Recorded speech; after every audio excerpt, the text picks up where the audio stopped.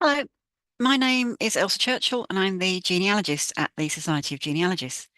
This talk on local tax records will concentrate on my interests in the 17th century and comes from the longer course on sourcing your 17th century ancestors that I regularly teach for the Society. Historians, when talking about the roots of the Civil War or the War of the Three Kingdoms in the middle of the 17th century, waver between the attempts of Charles I to raise money through taxation without recourse to Parliament and the influence of religious fervour at this time. As we'll see, religion and tax often go hand in hand and result in some remarkable name-rich lists of people at a certain time and certain place.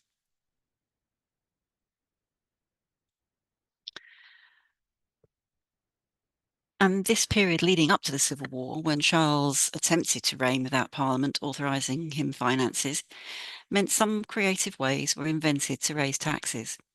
Interestingly, Parliament and the Protectorate raised far more taxes during the reign of, or rather the years of the interregnum, than ever Charles had, and his son Charles II also encouraged free and voluntary presents to celebrate his restoration.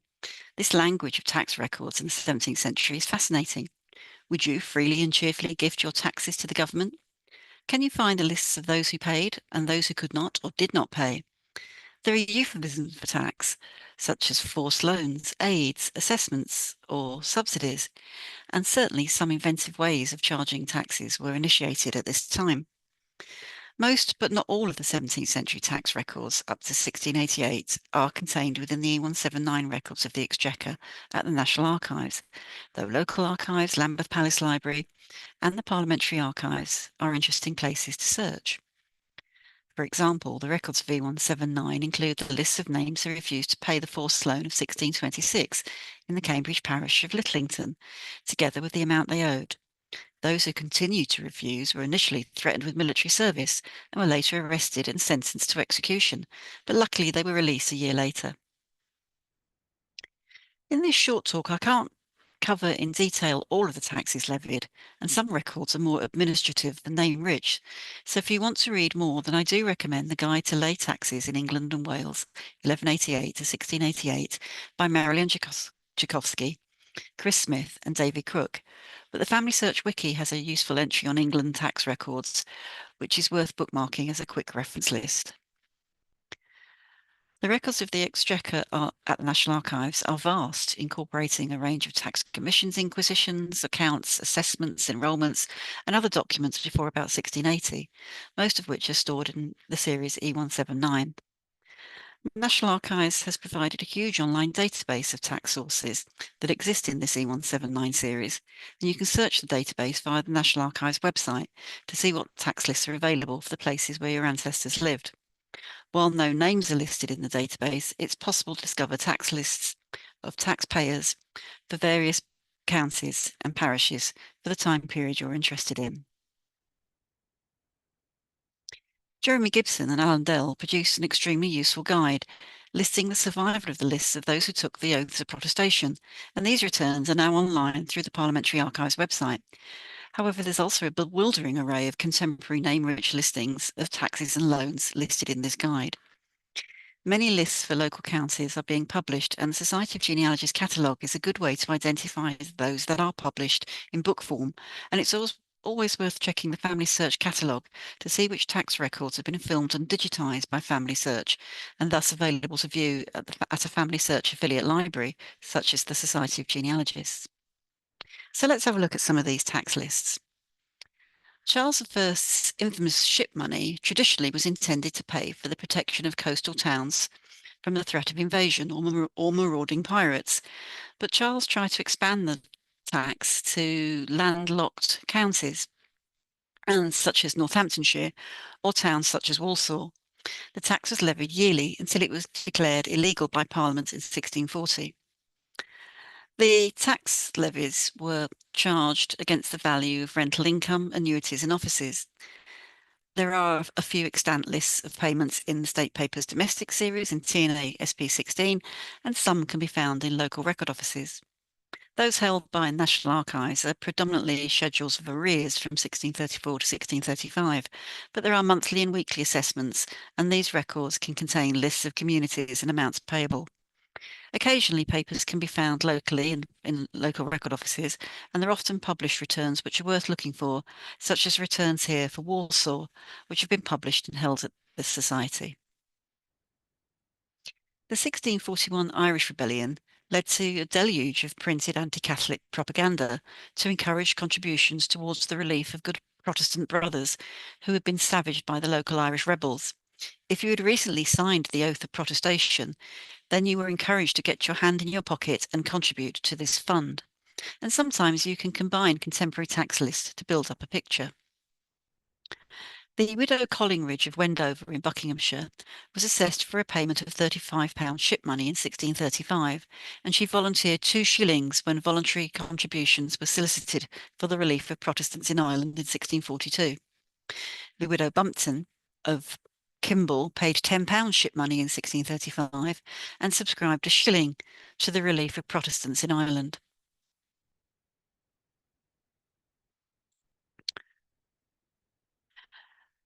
Originally published by the Society of Genealogists, The Inhabitants of London in 1638 lists tithe payers in the city. Householders are recorded by parish with the amounts of rent and the tithe data covering 93 of 107 parishes in the City of London. It's now online on British History Online and contains a list of the householders in all these parishes, together with the amounts of rents they paid and the tithes they paid. This work was taken from a manuscript at Lambeth Palace Library, which kind of forms a directory of London. Unfortunately, some of the incumbents by whom the lists were made omitted to add the Christian names of the householders, but contented themselves with styling them as plain Mr. In some parishes, the situation of the house is described with some particularity. Thus, the rector of St Margaret's, New Fish Street, is very careful to explain the exact situation of all his parishioners. In Fish Street, the west side, Mr Clifton had a house by the stairs in the alley above the Dragon in Pudding Lane. For the most part, the returns simply give the name of the tithe payer and the estimated rentals, and not even the street where he lived. Nevertheless, it's quite an interesting use of tax lists to provide information about where they are living and flourishing in the city. The poll tax for 1641 to 1660 laid down prescribed sums to be paid by everyone over the age of 16 and not in receipt of alms, according to their status in life. The lowest contribution was 6p, the highest £100. Catholics paid double and widows a third. This shows the assessment for Wadston in Buckinghamshire. The Lady Dormer being rated £20, being a recusant, paid £40. Listing the taxpayers by household means these resources can in some cases be regarded almost as a 17th century census substitute. But can we read the names? Searching by name makes these 17th century name-rich lists incredibly useful, and they're getting attention from universities and academics. For example, the Canterbury 1641 poll tax has been made online through Canterbury Christchurch University. Going back to some SOG collections, we have extracts for the City of London poll tax 1641, compiled by the Reverend T.C. Dale, which records the name of taxpayers from some surviving records of wards and parishes in the city. And again, here are some examples of published Herefordshire name-rich tax lists for the period held at the Society's library, but they're typical of what to look out for in local archives and at the National Archives. Lists of original returns from parishes survive throughout England and Wales, recording the contributions made towards the rebuilding of St Paul's Cathedral after the Great Fire. The appeal went out in the name of Charles II, encouraging his loyal subjects to contribute to the rebuilding of this magnificent structure and principal ornament, not only of that city, but of the whole kingdom. Although not a tax as such, This wasn't far removed from those free and voluntary presents that the Stuarts were so fond of, or the voluntary contribution in aid of distressed Protestants made in 1641. Hence, many parishioners duly paid. It seems the local diocesan authorities arranged the collections and the records were returned to the dean and chapter of the local cathedral, and these were subsequently deposited at the Guildhall Library and then now at the London Archives. There are microfilm copies at the SOG, and all the parishes covered within each of the films are listed in our library catalogue. In some returns, I've seen the parishioners giving as much as 5 shillings. Most of the others only gave a few pence or even less, but that would have been a considerable sum to a country agricultural labourer at the time. It's difficult to equate this to modern values, as commodity prices, wages and economic worth have all increased by differing amounts since then. But one study has shown that 5 shillings could be seen to be about £40 now. Taxes and subsidies introduced after the restoration of Charles II were no less inventive. There were things like the poll tax from 1660 and through various years up to 1697, the marriage duty taxes imposed charges on those who were christened, buried and married in the parishes, as well as those who remained bachelors or widowers, ranging from 1695 to 1706, and parish records often list those who paid the tax or who were eligible to be taxed. You might find the land tax from 1692 or the window tax from 1696. But perhaps the most useful for this post-restoration period is that gross intrusion to the liberties of the people, which was the hearth tax. This was the first of the new wave of taxes brought in shortly after the restoration of King Charles in 1662, and continued for 27 years until 1689. It was collected twice yearly at Michaelmas, i.e. the 29th of September, and Lady Day, the 25th of March, and copies of the returns of payments were sent to the Exchequer, and hence are lodged at the National Archives in E179, and to local quarter sessions, which means they can be found at local county record offices. The hearth tax was levied on all houses above 20 shillings rent, and those occupiers who paid poor and church rates.